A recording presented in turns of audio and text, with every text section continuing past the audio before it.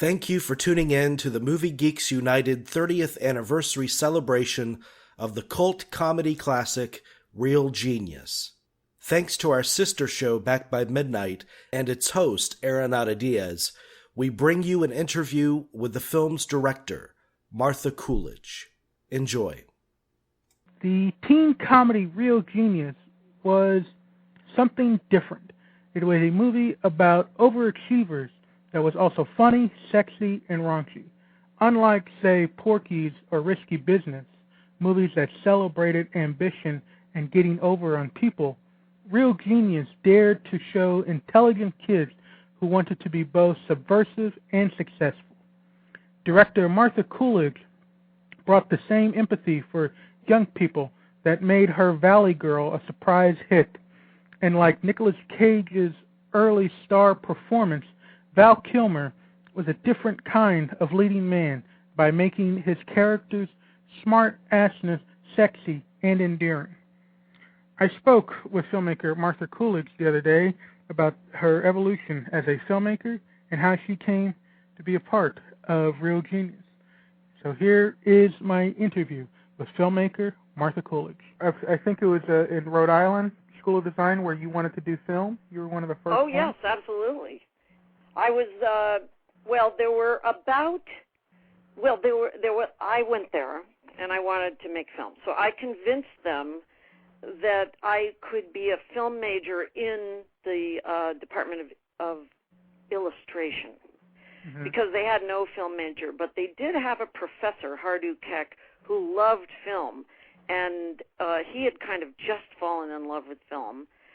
Plus they had Mike Fink, who was an English teacher but loved film, and they had another teacher as well who, in their work, looked at a lot of films, analyzed a lot of films. So it was, oddly enough, several of the academic teachers, of which there were a few, and then this two-dimensional design teacher who really brought the idea of even looking at film for someone to do at RISD. But I was the first person who thought of it, convinced them I should do an independent study major, and that's what I did. Now, at the same time, in my class, as a transfer student, Fred Murphy, who's a cinematographer and shot one of my films, he came to the school and came in as a sophomore. And Amelie Rothschild was a year ahead of me, who became a documentary filmmaker. So we were, and then there was a guy who wanted to do pixelated films who was in my class as well. But that was it. We were kind of, I'm sorry. And then there was a graduate student who kind of dabbled in acting and other funny ideas, and that was Marty Mull. And in the end, I ended up making a film with him while I was there. Wow. But that was kind of and so you did that, and then, I can only imagine this is mid-late 70s when you're done with this, I think? Actually, this is early 70s. Well, early 70s, yeah. Early 70s. And so, and then you did a lot of, you did some documentary work before you got into feature. Well, I went to I in a very haphazard way, I went to New York. I attended briefly grad school at Columbia, but I went to the NYU graduate school. And during that time, I worked in commercials and also made short films. And ultimately, while I was in NYU, kind of settled on documentaries. They were cheaper. I'd worked in television, I'd worked in commercials, I'd worked in documentaries as an editor, sound person, other things, and so it was the easiest thing for me to go into and tell stories, and that's essentially what I did. So I did a few of those and won a lot of awards, and then sort of segued into narrative because I'd been directing theater before I even went to Rhode Island School of Design, and I wanted to get back to working with stories and actors. Well, and what do you remember? What film or what was it that drew you to film in the first place? What was that formative? What was the formative? It's a funny thing because really, I think the real wow moment was when I got off the stage and sat in the audience in a theater and directed actors on stage. That's when I had the wow moment that I was meant to be a director.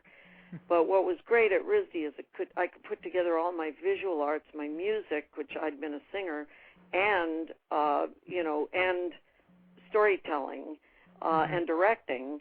And so the first movie was, oddly enough, a little animated film. It was that and a couple of exercises using a camera, and finally a tiny little exercise in which I acted myself. Actually, I had one I acted in myself and one I had my roommate act in. But the point is, it was a couple of short little films, some of them animated, that just said, that's it, this is what I've got to do. And that was it. I mean, I never felt like, in a way, I always feel I have a choice, and I think it's important to feel you can leave the profession, but I did not feel that I had a choice of getting into it. I felt it's what I was meant to do. Right. And, before we get to Real Genius, I guess we should touch upon the first kind of, your first really big studio film that I guess brought you, was kind of a hit and a calling card, and that's Valley Girl. Which was actually totally independent.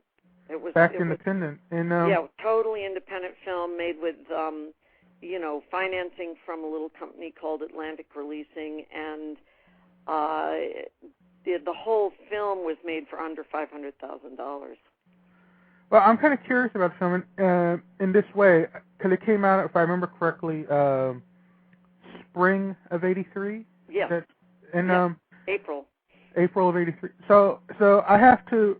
So correct me if I'm wrong, I have to assume one of the reasons I guess one of the factors of this independent endeavor was that, the teen comedies were sort of coming in their own from the year before, and so kind of getting on that. But Valley Girl kind of became its own thing, and it proved that whether, the poster, the trailer, or whatever anyone's preconceived notions might have been, it was obviously going to be a cut above what was in the marketplace for teenagers. Oh, absolutely. I think you've said it really. You put that very well. It was a situation where I'd gotten to know Andy Lane, who was one of the producers, when I was at Zoetrope. I spent 3 years at Zoetrope developing movies I was supposed to make, and didn't do it, and went to Canada and came back, and I'd done a film there that fell apart, and it was a frustrating time. So they came to me with this, and it was obviously meant to be kind of an exploitation of the whole concept, which,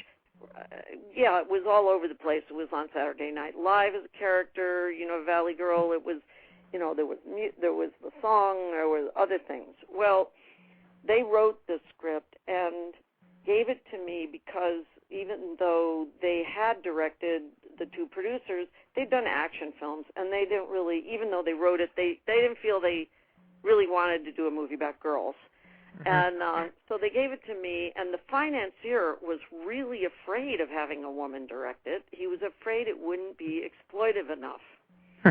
In other words, he was afraid it wouldn't have enough nudity. Right. And we had to shake hands on that. And I said, I wanted to be able to do it the way I wanted to do it, make it real, not, just for no reason. And so they agreed. They said they didn't care. They just wanted me to do it. So in the end, I did direct it and, pulled every favor, all my friends. It has an incredible, stellar crew when you look at where everybody went and cast. And oddly enough, I'd worked with Francis Coppola for 3 years, but had never met Nicholas Coppola and Nicolas Cage. Right. Which was odd, who came in and just won my heart as the leading man. But it was a crazy, wild, low budget experience that has made my career and solidified so many things that I'd already wanted to do for so long. I'd spent 3 years studying the music scene in LA for the Zoetrope project, and that didn't get made, so it all went into Valley Girl.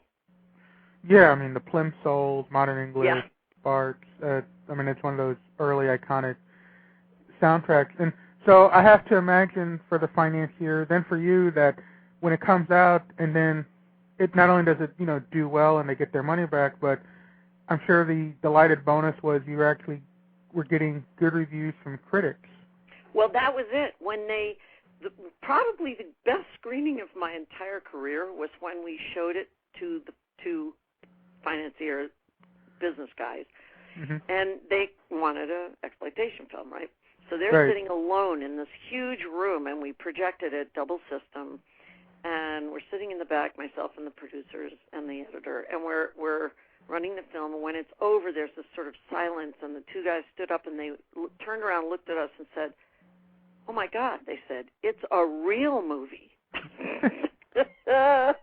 And then they went and took these huge billboards out and put it up for bidding, which the studios were bidding for it all over the place.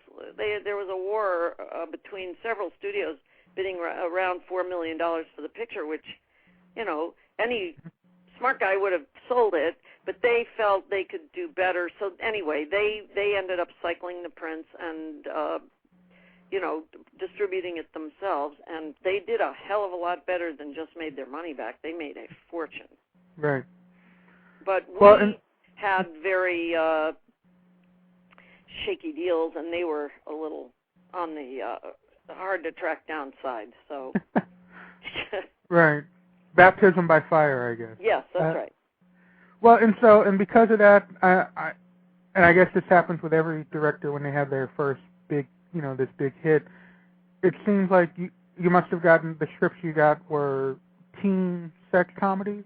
All I got were teen sex comedies. In fact, as I recall, it was quite shocking. I got lots of them. I mean, it was great. I was hot.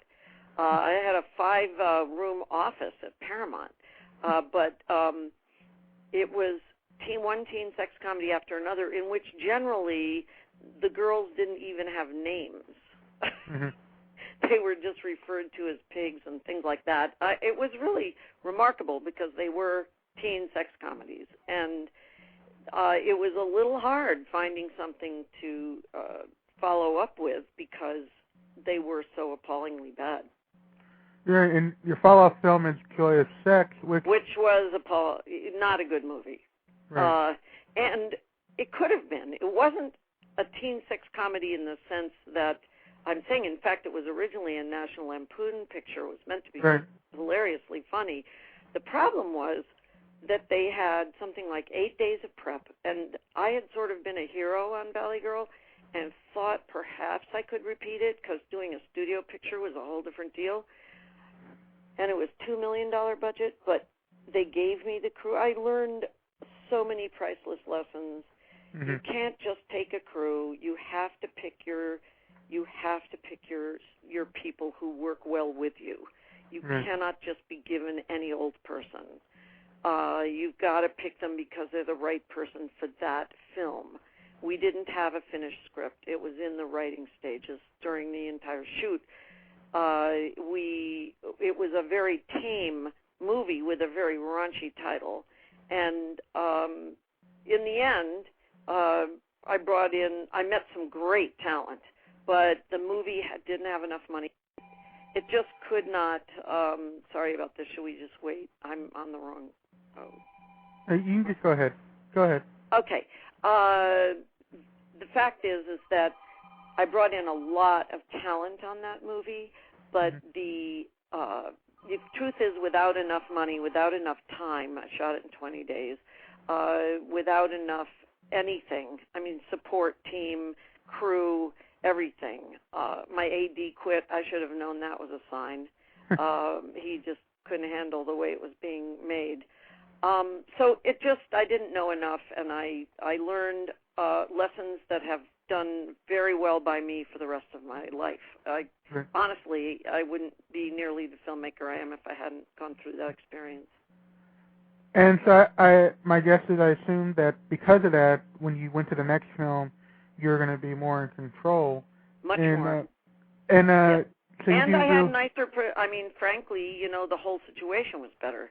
Nicer producer. Brian said to me when he hired me for Real Genius, he said, we can have fun. That was his big selling point, and that was a good sales pitch for me. And I got, I gave away a point and got Vilmos Zsigmond to shoot it, a great cameraman who was dying to shoot a comedy, and got an incredible cast. It was, and we just had a blast. That was a blast, that movie. And so let's talk about, so that's Real Genius. And so yeah. What was how did this come to you?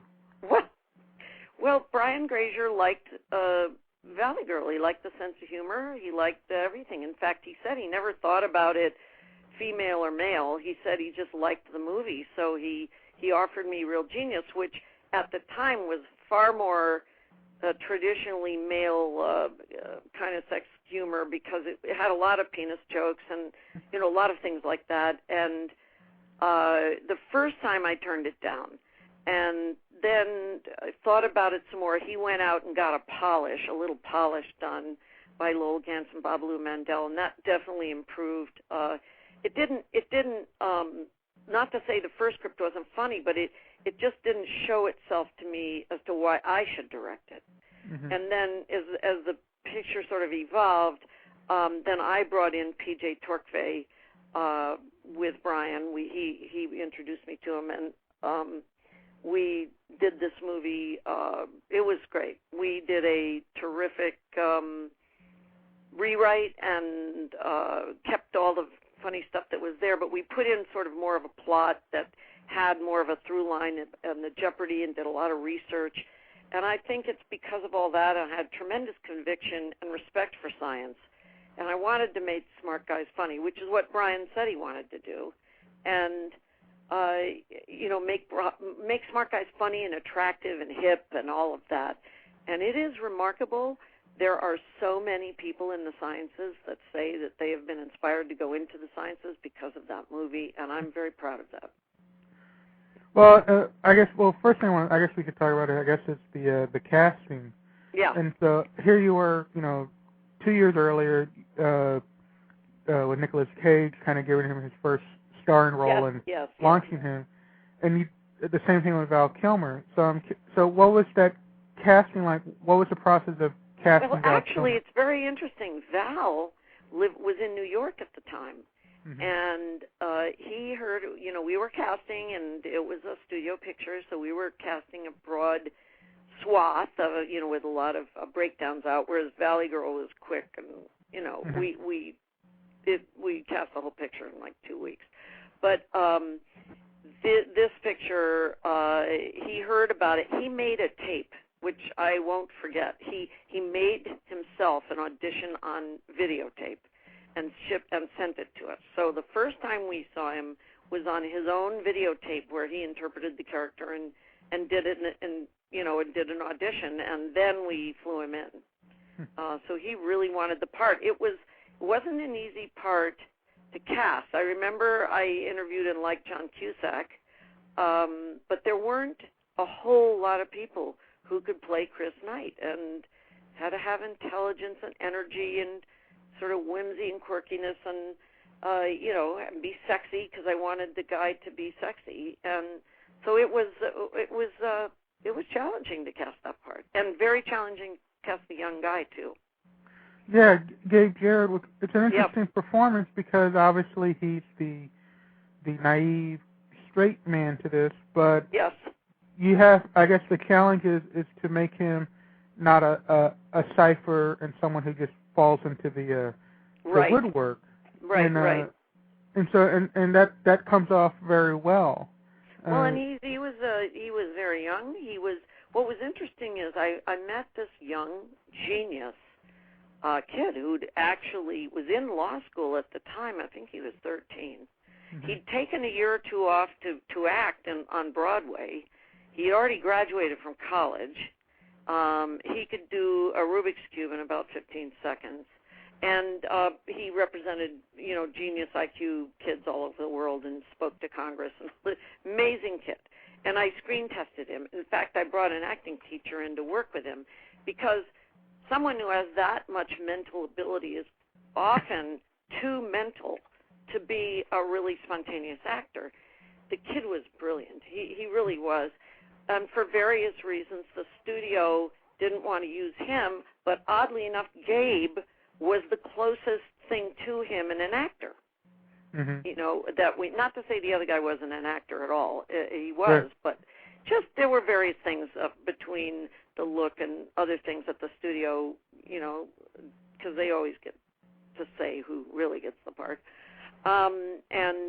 So Gabe came in and he captured all the qualities of that boy and came from an acting family. So he was a really good choice. And then I got to use some of my favorite actors, and I met Bill Atherton, who turned out to come from my hometown. We grew up in New Haven and went to all the same plays. So we talked about plays we'd seen as teenagers. It was hilarious. And some of the, I guess we should talk a little about the set, some of the science stuff that's used for gags in the film. How? Oh, that was fun. We researched the heck out of Caltech and MIT. Particularly Caltech mythology. I mean, talked to people. My assistant was from Caltech. Everything in there is based on a true story. Every single gag in there is totally. So the stuff with the ice, you know, on the floor and all that. Yeah. They did make a skating rink. They didn't really do the gas state, but they did make a skating rink. All of these things. I mean, I went down there for that same weekend when they pull all that stuff, and there was a waterfall coming out of a third floor window in one of the dorms. I mean, it was amazing what they put together.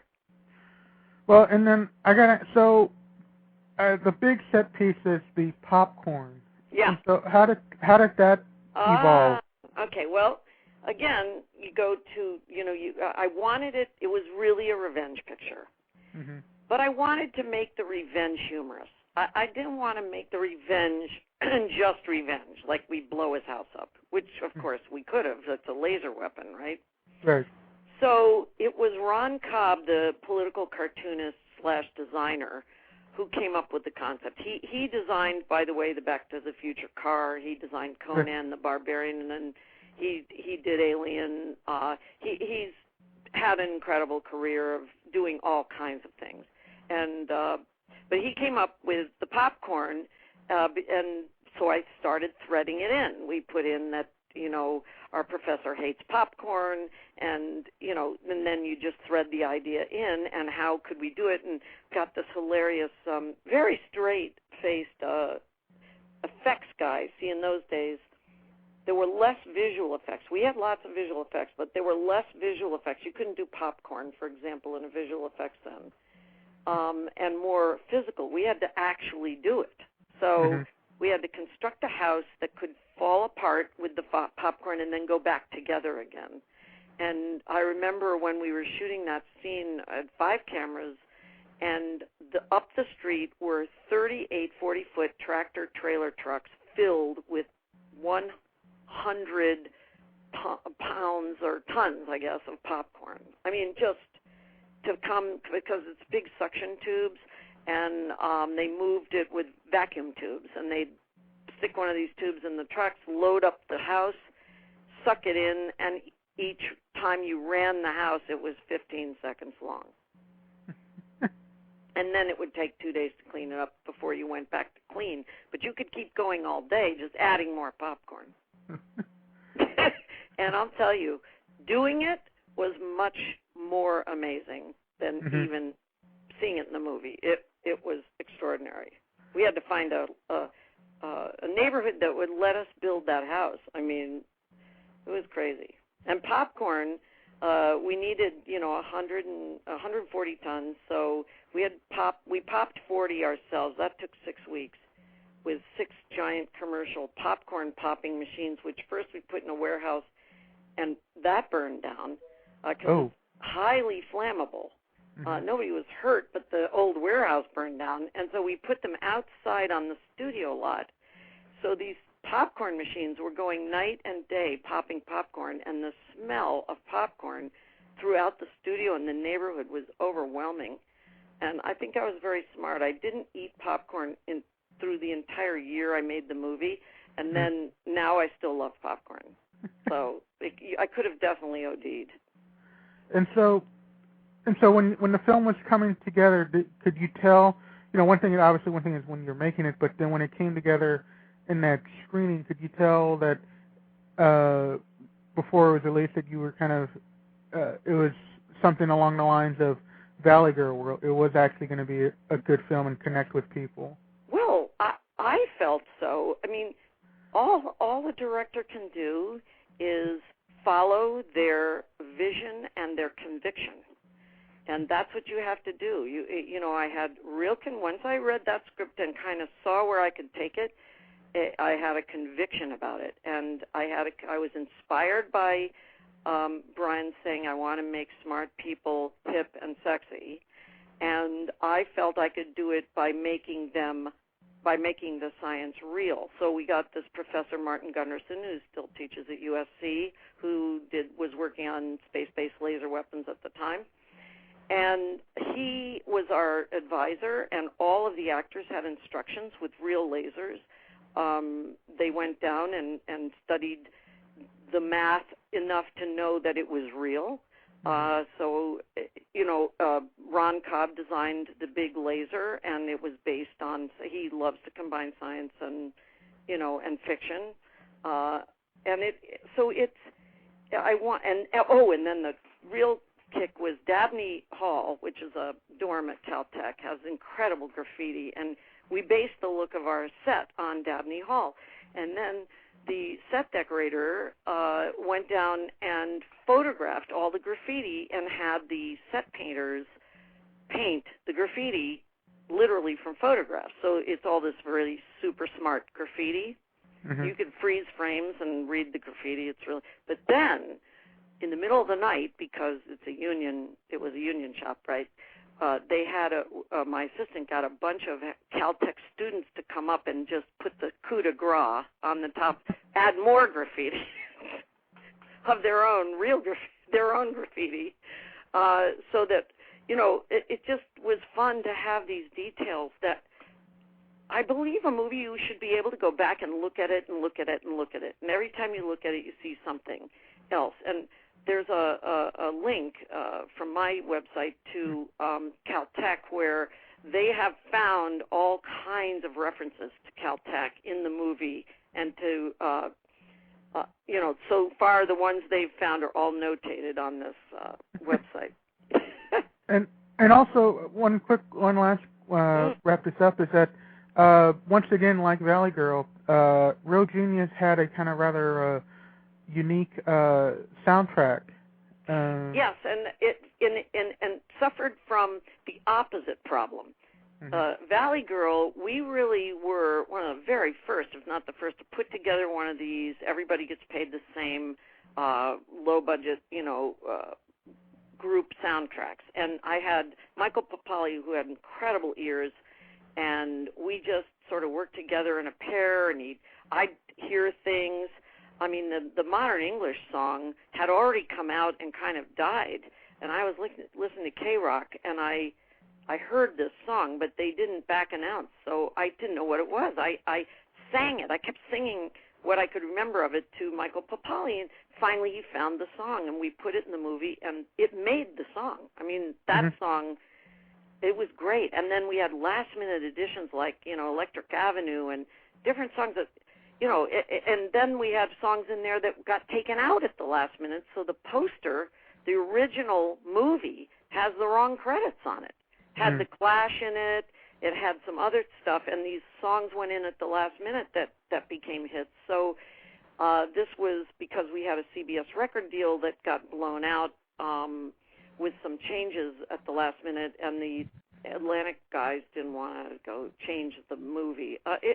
They didn't want to change the credits. I mean, it was just silly. So they didn't have a record, so Rhino came out with a record 11 years later. Right, I mean, it's had a very eclectic, incredible, lasting life, and I believe that movies should. We researched it. We researched the language. It's the real language. It isn't fake, made-up language. It was, and the Real Genius is the same way, and they both hold up a lot. I mean, I enjoy watching them myself. And Jonathan Grise, the guy in the tunnel, that's based on a real guy. I met the real guy. It's unbelievable. Oh, wow. So they're really... It's based on a real guy who basically didn't want to do physical exercise. So he would disappear into the tunnels, and he made a little place for himself down there or something, so he could skip all the, then they had phys ed in the old days. This was a legend when we went in. So he somehow managed to graduate, but there were stories about him. He was so smart at math that he was teaching as a grad student to the undergrads, and they wanted to stump him, and they could never stump him, and they'd throw these formulas up on the board, and he'd just come in and write the answers down. So a bunch of kids got together with a bunch of teachers, and they came up with a really complex problem, put it on the board. The guy walks in, laughs, he goes, ha, that's hard, and writes the answer down. Never showed his work, just wrote the answer down. These are great stories, you just hear these, and anybody can appreciate it. And it's now 25 years later, and like Valley Girl, this is another film that obviously is endured, and its generations have, it's just passed along. So I'll ask kind of the ominous question. I'm sure you've been approached or have heard about, sequel/reboot. Right. So I'm curious on how does that, what's your take on that? Well, the take would be that there is nothing there is no greater form of flattery. But no, I haven't been approached, and that is sort of a shame, because in both cases you would think people would, you'd think you'd want the authenticity of some kind of, because what is really great about it, you could make a modern version, you could make something great, but it's got to have the spirit, and the spirit has to do with a point of view I have about filmmaking and character and the truth and humor that I think is very important and integral to that film and to Valley Girl. And so if you lose that, you're not going to have what's great about the movie. But that, and of course I have mixed feelings. I don't like remakes much myself. I mean, why remake these great movies? On the other hand, certain movies like A Star is Born were remade so many times, and they were great almost every time. Right. So, but that's kind of a classic traditional story. Real Genius is less of a story than a romp and a setting in a way, and characters. So, mixed feelings. That's what I have. I'd sure love to do a sequel, though.